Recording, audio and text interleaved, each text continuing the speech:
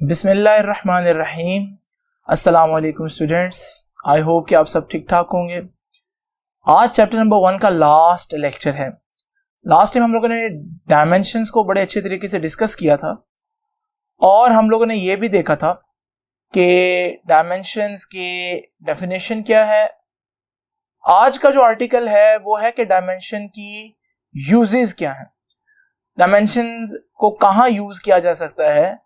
तो lecture start करते हैं और देखते हैं कि डायमेंशंस के क्या फवाइद क्या हैं।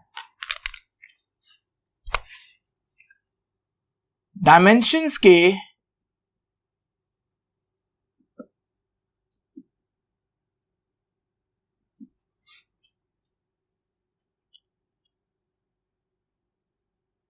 जो यूजेस हैं हमारे पास, डायमेंशन को यूज करने की बेसिकली जो टेक्निक है उसे हम बोलते हैं डायमेंशनल एनालिसिस, जिसको भी एक्सप्लेन करेंगे आपके सामने।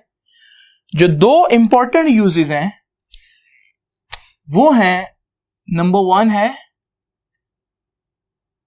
टू चेक करेक्टनेस और homogeneity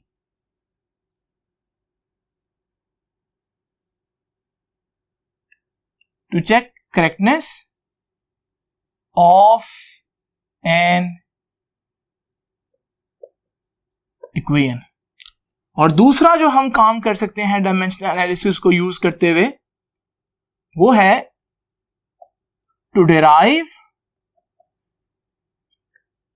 A possible formula of a physical quantity.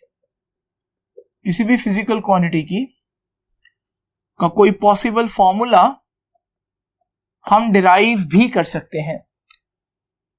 तो सर पहला जो ऑब्जेक्टिव है हम उसको चेक करते हैं कि ये करेक्टनेस ऑफ एन इक्वेशन से क्या मतलब है। तो ये है हमारे पास नंबर 1 टू चेक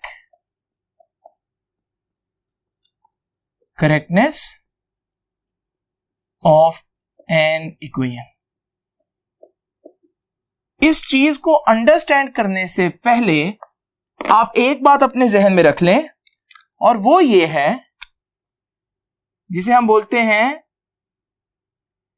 कि एक फिजिकल इक्वेशन, फिजिक्स की जो इक्वेशन है वो डायमेंशनली जब करेक्ट होगी जब उसकी दोनों साइड्स की जो डायमेंशंस हैं वो सेम आए। ठीक है जी।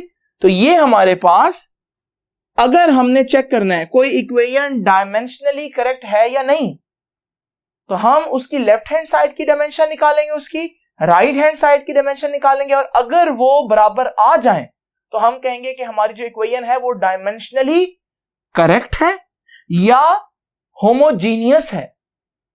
और ये जो असूल है कि किसी भी इक्वेशन की लेफ्ट हैंड साइड की जो डायमेंशन हो वही राइट हैंड साइड की डायमेंशन होनी चाहिए, इस रूल को हम कहते हैं प्रिंसिपल ऑफ होमोजेनिटी। तो जरा तवज्जो कीजिएगा, हमारे पास एक एग्जाम्पल से इसको क्लियर करते हैं। ये एग्जाम्पल आपकी बुक की एग्जाम्पल 1.4 है। ये इक्वेशन है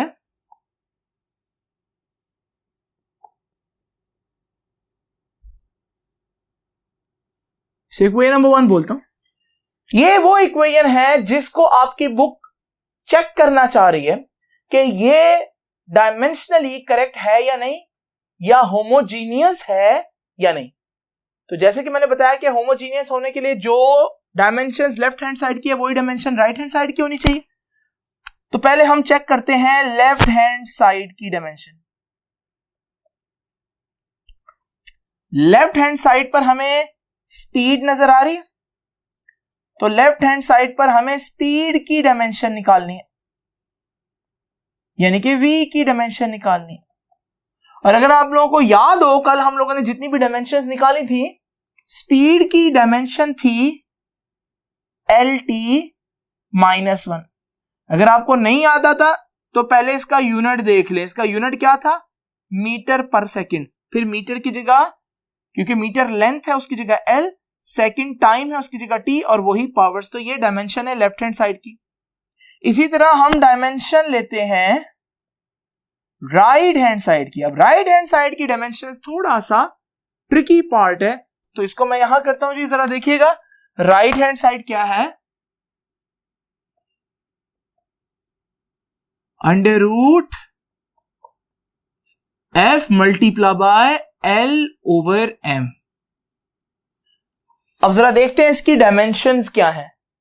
सबसे पहले अपनी आसानी के लिए अंडर रूट को हम लिख सकते हैं पावर में कि ये 1/2 है। स्क्वायर रूट जो है वो पावर में 1/2 बनता है। उसके बाद अब इन सब की डायमेंशंस हमें पुट करनी है। अगर आप याद करें, लास्ट टाइम मैंने आपको फोर्स की डायमेंशन और ये सब चीजों की डायमेंशंस निकाल के दिखाई थी। अब मैं वैल्यूज पुट करता हूं। फोर्स की डायमेंशन होती है mlt-2, क्योंकि इसका यूनिट होता है किलोग्राम मीटर पर सेकंड स्क्वायर। तो किलोग्राम मास है m, मीटर लेंथ है l, सेकंड टाइम है t। ये आ गई डायमेंशन फोर्स की। फिर डायमेंशन है लेंथ की, और लेंथ की तो डायमेंशन ही l है। और फिर डायमेंशन है मास की, और मास की डायमेंशन है m। और फिर इस पूरी चीज का स्क्वायर रूट या पावर 1/2 होगी। मजीद सॉल्व करते तो लास्ट टाइम आपको याद होगा कि मैंने ये भी बोला था कि जो डायमेंशंस होती हैं they can be manipulated as algebraic quantities. इनको अलजेब्रिक क्वांटिटीज की तरह हम सॉल्व कर सकते हैं। मिसाल के तौर पर इनको मल्टीप्लाई और डिवाइड बिल्कुल ऐसे ही कर सकते हैं। ये देखिए जी, ये मास और मास की डायमेंशन कैंसिल हो गई, और L और L की डायमेंशन जब मल्टीप्लाई होगी तो ये बनेगा L स्क्वायर। इसी तरह T तो सिर्फ T है तो -2 ऐसे ही आ जाएगा, और साथ अब पावर रह जाएगी 1/2। जब मैं ब्रैकेट खोलूंगा ये पावर इससे भी मल्टीप्लाई होगी और इससे भी मल्टीप्लाई होगी, तो L के साथ भी 1/2 मल्टीप्लाई होगा और T के साथ भी 1/2 मल्टीप्लाई होगा। तो हमारे पास कैंसल होकर आंसर क्या आया, LT-1। और अगर आपको याद हो LT-1 तो राइट हैंड साइड की भी डायमेंशन आ रही है। इसका मतलब स्टार्ट की थी हमने लेफ्ट हैंड साइड की डायमेंशन भी आ रही है। हमने स्टार्ट की थी राइट हैंड साइड की डायमेंशन से, और राइट हैंड साइड की डायमेंशन तो लेफ्ट हैंड साइड की डायमेंशन के बराबर आ गई। तो रिजल्ट क्या निकला, रिजल्ट ये निकला कि हेंस ये जो फार्मूला है F multiply by L over M, it is dimensionally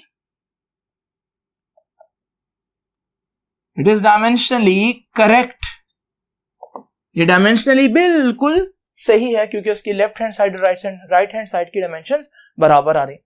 आपकी एक्सरसाइज का एक और न्यूमेरिकल है, गालिबन 1.8 है आई थिंक, जरा उसमें चेक करते हैं। इक्वेशन देता है E is equal to mc square. ये न्यूमेरिकल है आपकी एक्सरसाइज का, E is equal to mc square. वो कहता है इस इक्वेशन को चेक करें कि ये होमोजीनियस है या नहीं, या डायमेंशनली करेक्ट है या नहीं। जरा देखते हैं, फिर से लेफ्ट हैंड साइड से स्टार्ट करते हैं।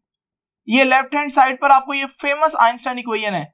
लेफ्ट हैंड साइड पर आपको नजर आ रही है एनर्जी, और एनर्जी की जो डायमेंशंस हैं वो हम लोगों ने पढ़ी थी। जो वर्क की डायमेंशन होती है वही एनर्जी की डायमेंशन होती है। ये हम लोगों ने कल डायमेंशंस पढ़ी, mL²T-2। इसी तरह ये हो गए जी लेफ्ट हैंड साइड की डायमेंशन। अब राइट हैंड साइड को भी देखते हैं। राइट हैंड साइड पर हमारे पास क्या है, mc²। m मास है, और मास जो है उसकी डायमेंशन भी m होती है। साथ c स्पीड ऑफ लाइट है। तो बड़ा स्पीड ऑफ लाइट हो या स्पीड ऑफ कार हो, क्वांटिटी तो सेम है ना, स्पीड ही है। तो हम डायमेंशन इसकी LT-1 ही लेंगे, तो यही डायमेंशन आएगी, लेकिन साथ इस पूरी चीज का स्क्वायर आ जाएगा। C का स्क्वायर है तो इसकी डायमेंशन का स्क्वायर आ जाएगा। तो हमारे पास इसकी डायमेंशन एज इट इज रहेगी और इसकी डायमेंशन का स्क्वायर आ जाएगा। जरा देखते हैं जी, हमारे पास ये बन जाएगा m एज इट इज, ये ब्रैकेट खोलूंगा तो l का स्क्वायर, और इसको खोलूंगा तो पावर मल्टीप्लाई होगा तो t की पावर -2। और अगर आप देखें ये तो सेम डायमेंशन आई, जो कि लेफ्ट हैंड साइड की थी वही राइट हैंड साइड की। इसका मतलब ये जो इक्वेशन है E is equal to mc² is dimensionally consistent या करेक्ट या होमोजीनियस वर्ड भी हम यूज कर सकते। तो ये है डायमेंशंस का पहला यूज कि आप किसी भी इक्वेशन को चेक कर सकते हैं कि वो डायमेंशनली करेक्ट है या नहीं। अब हम डिस्कस करते हैं रूल नंबर 2 को। और रूल नंबर 2 क्या है कि आप किसी भी चीज का फॉर्मूला डिराइव कर सकते हैं, चाहे वो इंस्ट्रूमेंट आपके पास है या नहीं। और ये कितनी जबरदस्त बात है, डायमेंशन या डायमेंशनल एनालिसिस आपको किसी भी चीज का फॉर्मूला डिराइव करने की भी एक जो है वो ऑप्शन देता है। लेकिन हम जरा देखते हैं कि ये कैसे किया जा सकता है। तो स्टूडेंट्स आप जरा तवज्जो कीजिए, अब चलते हैं हम अपने दूसरे यूज की तरफ, जो कहता है कि आप कोई भी पॉसिबल फॉर्मूला डिराइव कर सकते हैं। लेकिन इसके लिए स्टेप्स क्या हैं? सबसे पहले हम एक एग्जांपल लेते हैं ताकि आप चीजों को क्लियरली अंडरस्टैंड करें, और वो एग्जांपल है आप ही की बुक की example 1.5।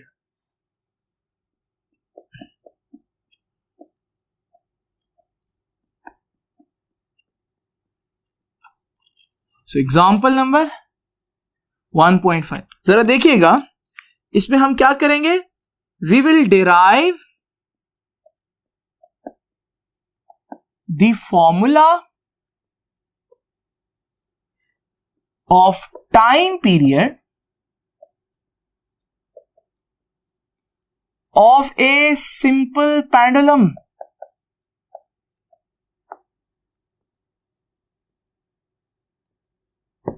we will derive a formula for time period of a simple pendulum। तो एक सिंपल पेंडुलम का टाइम पीरियड जो है उसका फॉर्मूला हम जरा डिराइव करने लगे। लेकिन पेंडुलम तो आप लोगों ने देखा हुआ है, जैसे क्लॉक का पेंडुलम है या किसी भी चीज का पेंडुलम, वो आप लोगों ने देखा हुआ है। जरा इमेजिन करें पेंडुलम की ये डायग्राम, और इस पेंडुलम की डायग्राम में अगर आप देखें और मैं आपसे पूछूं यार आपको क्या लगता है मैं पेंडुलम में क्या क्या चेंज लेकर आऊं तो पेंडुलम का टाइम पीरियड, यानी पेंडुलम की दूसरे अल्फाज में स्पीड भी कह सकते हैं, चेंज हो जाएगी, तभी उसका टाइम पीरियड चेंज होगा। तो मैं आपको कहता हूं कि ऐसी कौन कौन सी चीजें हैं जिनसे पेंडुलम का टाइम पीरियड चेंज किया जा सकता है, पेंडुलम को तेज या स्लो किया जा सकता है। जरूरी नहीं कि आपने जो चीज बताई है वो सही भी हो, लेकिन मैं सिर्फ आपका ओपिनियन जानना चाह रहा हूं कि आपको क्या लगता है कि कौन सी चीजें पेंडुलम का टाइम पीरियड जो है वो अफेक्ट कर सकती हैं। दूसरे अल्फाज में पेंडुलम का टाइम पीरियड किन चीजों पर डिपेंड करता है। तो हम पहले उसकी लिस्ट बनाते हैं। तो time period of a pendulum, time period of a simple pendulum may depend, देखिए मैं मे का वर्ड यूज कर रहा हूं क्योंकि I am not sure, it is just an opinion. तो may depend upon following factors. अब वो देखें जी, पहली चीज तो सबके जहन में यही आएगी, हो सकता है अगर मैं पेंडुलम का जो बॉब है वो बड़ा लगा दूं तो शायद इससे कोई फर्क पड़ जाएगा टाइम पीरियड के, पेंडुलम के टाइम पीरियड को, यानी कि मैस ऑफ बॉब, इसको आप स्मॉल m कह देते हैं, मैस, यानी मैस एक फैक्टर हो सकता है। नंबर 2, हो सकता है कुछ बच्चे ये भी कहें कि अगर हम टाइम पीरियड की जो थ्रेड है, जो हमारा सिंपल पेंडुलम का जो थ्रेड है, धागा है, उसकी लंबाई चेंज करें तो टाइम पीरियड चेंज हो जाए। यानी कि एक पॉसिबल फैक्टर और भी हो सकता है, और वो क्या है, लेंथ ऑफ सिंपल पेंडुलम। मैं इसको L कह देता हूं। इसी तरह एक और फैक्टर हो सकता है and that is angle with vertical. Angle with vertical यानी कि बहुत से लोग ये भी सोचते हैं कि अगर हमारे पास ये पेंडुलम है, अगर मैं इस पेंडुलम को, ये हमारे पास एक पेंडुलम है, अगर इस पेंडुलम को मैं थोड़ा मूव करूं और छोड़ूं तो शायद ये आराम आराम से मूव करे, और अगर मैं इसको ज्यादा दूर तक लेकर जाऊं और फिर छोड़ूं तो अब क्या हो सकता है, ये तेजी से मूव करे। थिंकिंग की बात करूं, अगर ये फैक्टर गलत होगा, डायमेंशनल एनालिसिस की खूबसूरती ये है कि अगर कोई फैक्टर ऐसा है जो नहीं इन्वॉल्व तो वो ऑटोमेटिकली खत्म भी हो जाएगा।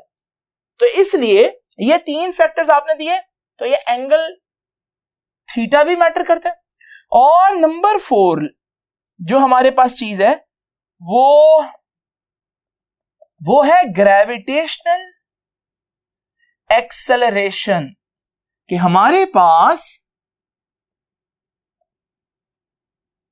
जो ग्रेविटेशनल एक्सेलरेशन, जो ग्रेविटी की स्ट्रेंथ है वो कितनी है, क्योंकि ग्रेविटी की स्ट्रेंथ ज्यादा होगी तो हो सकता है टाइम पीरियड पेंडुलम का अफेक्ट हो, क्योंकि वो जो बॉब है जमीन उसको ज्यादा तेजी से खींचेगी, अगर जी की वैल्यू ज्यादा होगी तो उसका टाइम पीरियड अफेक्ट हो सकता है। तो ये 4 फार्मूले, ये 4 फैक्टर्स मेरे दिमाग में इस वक्त आ रहे हैं कि यार ये चीजें ऐसी हैं जो पेंडुलम के टाइम पीरियड को अफेक्ट करेंगी या कर सकती हैं। अगर नहीं इसमें से कोई ऐसा फैक्टर, वो खुद ही निकल जाएगा। अब जरा देखें इसको सॉल्व कैसे करते हैं। ये सारी बात जो मैंने वर्डिंग्स में लिखी है, पहले तो मैं इसको लेकर आता हूं मैथमेटिकल फॉर्मूला की शेप में। तो ये सारी चीजें हैं जिन पर टाइम पीरियड डिपेंड कर रहा है, तो मैं लिखूंगा टाइम पीरियड डिपेंड्स अपॉन, पहला कौन सा फैक्टर है जिस पर डिपेंड कर रहा है, मैस। दूसरा कौन सा फैक्टर है जिस पर डिपेंड कर रहा है, लेंथ। तीसरा फैक्टर जिस पर डिपेंड कर सकता है, एंगल। और चौथा फैक्टर जिस पर डिपेंड कर सकता है, जी की वैल्यू पर। तो ये है वो सारे फैक्टर्स जिन पर टाइम पीरियड डिपेंड कर सकता है।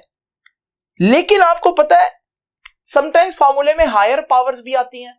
एक्स वाई के डायरेक्टली प्रोपोर्शनल नहीं होता, एक्स वाई के स्क्वायर के डायरेक्टली प्रोपोर्शनल होता है, एक्स वाई के अंडर रूट के डायरेक्टली प्रोपोर्शनल होता है, एक्स वाई की पावर 3 के।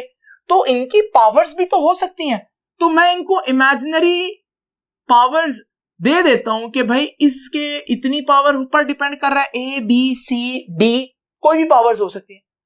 आपको मालूम है डायरेक्टली प्रोपोर्शनल जो है उसको हटाएंगे जब भी, for that purpose we have to multiply by a proportionality constant. हमें जब भी डायरेक्टली प्रोपोर्शनल की जगह इक्वेशन लेकर आते हैं तो हमें कांस्टेंट से मल्टीप्लाई करना पड़ता है, साथ हमारे पास वही बाकी चीजें रह जाएंगी और उन वेरिएबल्स की कुछ पावर्स होंगी जिनको मैंने ए बी सी डी का नाम दिया। आप पूछेंगे सर अब करना क्या है? Answer is very easy. We are going to find out the value of A B C D, दूसरे अल्फाज में the value of the powers.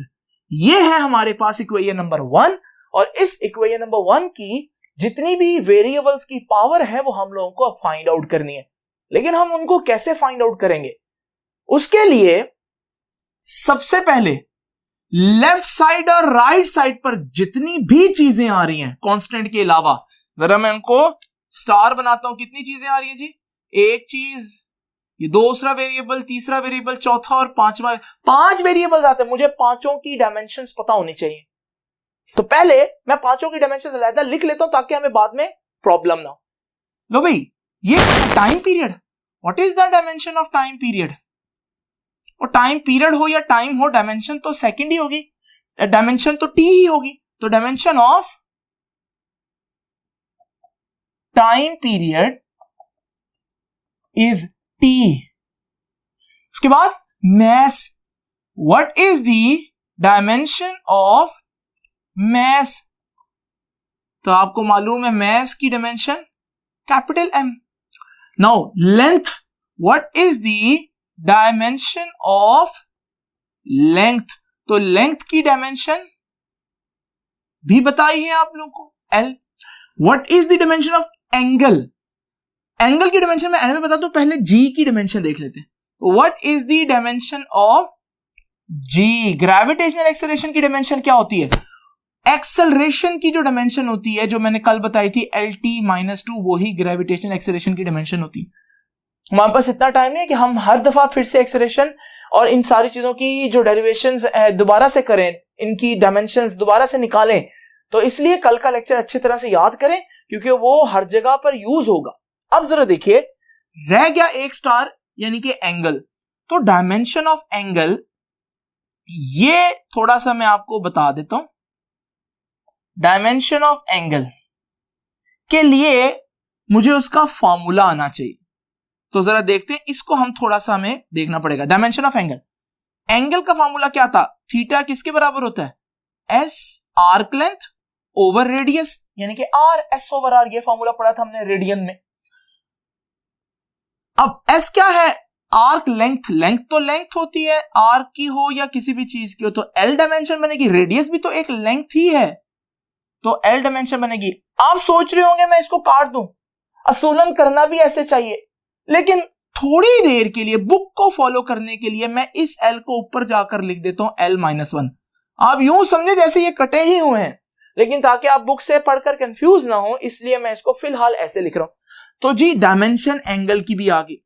तो ये हमारे पास एंगल की डायमेंशन इस तरह से फाइंड आउट करते हैं। अब पांचों डायमेंशंस आ गई, तो मैं लिखूंगा put all dimensions in equation 1। Equation 1 में जहां जहां जो भी चीज आ रही है वहां वहां उसकी डायमेंशन पुट करूंगा। तो जरा देखिए, टी की जगह टी की डायमेंशन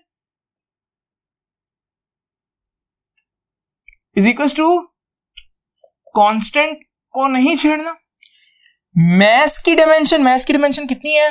m, लेकिन साथ उसकी पावर आ जाएगी जो कि a है। उसके बाद l की डायमेंशन क्या है? लेंथ की l, और साथ उसकी पावर b। इसी तरह थीटा की डायमेंशन l ओवर l या l इंटू L-1, और साथ उसकी पावर c। और इसी तरह g की डायमेंशन क्या है? LT-2, और साथ उसकी पावर d आ जाएगी। ये है हमारे पास इक्वेशंस में वैल्यू पुट करने के बाद की सिचुएशन। अब जरा देखिए, मजीद सॉल्व करते हैं। m की पावर a, ब्रैकेट्स खोलते हैं सारे, l की पावर b, ये l की पावर c, ये l की पावर, ब्रैकेट खुलेगी तो मल्टीप्लाई होगा, माइनस c, ये l की पावर, ब्रैकेट खुलेगी तो d, and then we have t की पावर -2 और d मल्टीप्लाई होगा तो -2d। ठीक हो गया? अब जरा सेम डायमेंशंस को, क्योंकि जब बेस सेम हो तो पावर ऐड हो जाती है। एक बात ये, दूसरी बात इधर देखें, t की डायमेंशन में ना m है ना l है, लेकिन मैं अपनी आसानी के लिए अगर m और l लिखना चाहूं तो उसकी पावर 0 लिख सकता हूं, क्योंकि मैंने आपको कल ये बताया था। इसी तरह constant, so we have m raised to the power a, l की पावर सारी ऐड हो जाएंगी क्योंकि बेस सेम है, l है, तो b plus c minus c plus d, ये सारी पावर्स आ गई। और इसी तरह रह गया t, तो t की पावर -2d। अब जरा देखिए, अभी हम लोगों ने पढ़ा प्रिंसिपल ऑफ होमोजेनिटी क्या कहता है कि अगर हमारे पास कोई इक्वेशन, फिजिकल इक्वेशन बिल्कुल करेक्ट है, तो फिर उसकी लेफ्ट हैंड साइड की जो डायमेंशन हो वो राइट हैंड साइड की डायमेंशन होनी चाहिए। और क्योंकि हम फार्मूला डिराइव करने जा रहे हैं, करेक्ट फार्मूला ही डिराइव करना जा रहे हैं ना, तो फिर हमारे पास लेफ्ट हैंड साइड की जो डायमेंशन है वो राइट हैंड साइड की डायमेंशन होनी चाहिए। यानी कि जो पावर m की यहां पर हो राइट साइड पर, एग्जैक्ट m की वही पावर लेफ्ट साइड पर होनी चाहिए। तो अगर मैं कंपेयर करूं by comparing left hand side with right hand side dimensions, तो मैं कह सकता हूं कि जितनी पावर m की इधर है उतनी ही पावर m की इधर है, तो इधर तो a है, इधर 0 है, तो फिर a इक्वल्स टू 0। आपको याद है मैंने अभी बोला था हमने क्या फाइंड आउट करना है, इनकी वैल्यूज फाइंड आउट करनी है, और ये मैंने इसकी वैल्यू फाइंड आउट कर ली a की। मजीद देखें, हमें मालूम है ये c और माइनस c तो कैंसल हो जाएगा। अब l की पावर इधर क्या रहेगी, b प्लस d, कंपेयर कर रहा हूं, और यहां l की पावर क्या रहेगी 0, तो इसका मतलब b प्लस d किसके बराबर आएगा 0 के। ये भी हमारे पास एक इक्वेशन आ गई। और फिर t की पावर कितनी है -2d, यहां t की पावर नहीं लिखी हुई 1 मतलब, तो फिर -2d किसके बराबर आया 1 के। और यहां से हमारे पास 3 इक्वेशंस आ गई। d किसके बराबर आएगा, यहां से देखिए 2 उधर जाकर डिवाइड होगा -2, तो यह आ जाएगा -1/2। d की भी वैल्यू आ गई। अब b प्लस d किसके बराबर है 0, तो b किसके बराबर होगा -d के, क्योंकि d उधर जाकर माइनस हो जाएगा। और जब d की वैल्यू पुट करूंगा -d माइनस ऑलरेडी है, जब d की वैल्यू -1/2 पुट करूंगा तो d की वैल्यू आ जाएगी 1/2। सो b है 1/2। तो मेरे पास a की वैल्यू आ गई, मेरे पास b की वैल्यू आ गई, और मेरे पास d की वैल्यू आ गई। c रह गया, लेकिन उसकी जरूरत नहीं पड़ेगी, आप देखिएगा अभी। अब जरा देखें, ये सारी वैल्यूज जो हैं a b c की, मैं इनको वापस पुट कर देता हूं इक्वेशन नंबर 1 में। तो put values of a b d in equation 1। अब जरा देखिए, इक्वेशन 1 ये थी, तो t is equal to constant, t is equal to constant m की पावर a, लेकिन a कितना आया है, a तो 0 आया, l की पावर b, और b कितना आया 1/2 आया। अच्छा, थीटा की डायमेंशन l-1 थी, इसकी डायमेंशन तो कैंसिल हो जाएगी, तो 1 आ जाएगा। और अगर इधर 1 आ जाए तो उसकी जो भी मर्जी पावर हो जाए, 1 की किसी भी पावर का आंसर तो 1 ही आएगा, इसलिए ये तो निकल गया। बाकी रह गया g, और g की पावर d है, और d कितना है जी -1/2। अब जरा तवज्जो कीजिए, m की पावर 0 कितना हुआ 1, तो इसका मतलब m की पावर 0, किसी भी चीज की पावर 0 1 होती है, ये हमारे पास चला जाएगा। बाकी क्या रह जाएगा, l की पावर 1/2, और g की पावर -1/2 को मैं नीचे ले जाता हूं, g की पावर 1/2 बन जाएगी। और फाइनली मैं इस पूरी पावर को, क्योंकि सेम पावर ऊपर भी है नीचे भी है, तो मैं उसको एक ही पावर में लिख सकता हूं। और आपके पास जो फॉर्मूला आया वो आया d is equal to constant l over g, ठीक है, d is equal to constant l over g, और साथ हमारे पास 1/2। यहां पर कांस्टेंट हर जगह पर साथ चल रहा है, तो मैं लिख देता हूं यहां पर भी कांस्टेंट साथ चल रहा है। अच्छा जी, अब ये कांस्टेंट आ गया, और l over g as it is आ जाएगा, और 1/2 को मैं लिख सकता हूं अंडर रूट। ये है हमारे पास टाइम पीरियड का वो फॉर्मूला जो हम लोगों ने विदाउट डूइंग एनी एक्सपेरिमेंट सिर्फ डायमेंशनल एनालिसिस की टेक्निक से निकाला। लेकिन क्या आपको असल टाइम पीरियड का फॉर्मूला याद है? तो टाइम पीरियड का असल फॉर्मूला था t is equal to 2 pi under root l over g. They are very much similar, सिर्फ 2 पाई जो है उसकी जगह यहां कांस्टेंट आया। इसका मतलब एक और बात कि डायमेंशनल एनालिसिस में कांस्टेंट की वैल्यू कभी भी फाइंड आउट नहीं की जा सकती। तो आप फार्मूला डिराइव कर सकते हैं, लेकिन कांस्टेंट की वैल्यू कितनी होगी ये बताना आप लोगों के लिए मुमकिन नहीं है, और यही डायमेंशनल एनालिसिस का एक छोटा सा ड्रॉबैक है। तो अब हम जरा देखते हैं कि डायमेंशनल एनालिसिस के क्या लिमिटेशंस हैं, कहां वो फेल हो जाता है, तो जरा देखते हैं। तो स्टूडेंट्स, सबसे पहले तो हमने इसी एग्जांपल में देखा कि पहला प्रॉब्लम डायमेंशनल एनालिसिस के साथ क्या है, क्या लिमिटेशंस हैं डायमेंशनल एनालिसिस की। तो पहली लिमिटेशन है कि dimensional analysis does not give any information about the constant of proportionality. आपके पास कांस्टेंट ऑफ प्रोपोर्शनैलिटी कितना आएगा डायमेंशनल एनालिसिस ये नहीं बता सकता। इसके अलावा क्या प्रॉब्लम है कि डायमेंशनल एनालिसिस का ये जो मेथड है, it is not applicable to trigonometric functions and exponential functions. अगर किसी इक्वेशन में साइन थीटा कॉस थीटा आ जाते हैं, ट्रिग्नोमेट्रिक फंक्शंस आ जाती हैं, तो वहां पर हमारे पास डायमेंशनल एनालिसिस का जो मेथड है ये यूज नहीं हो सकता।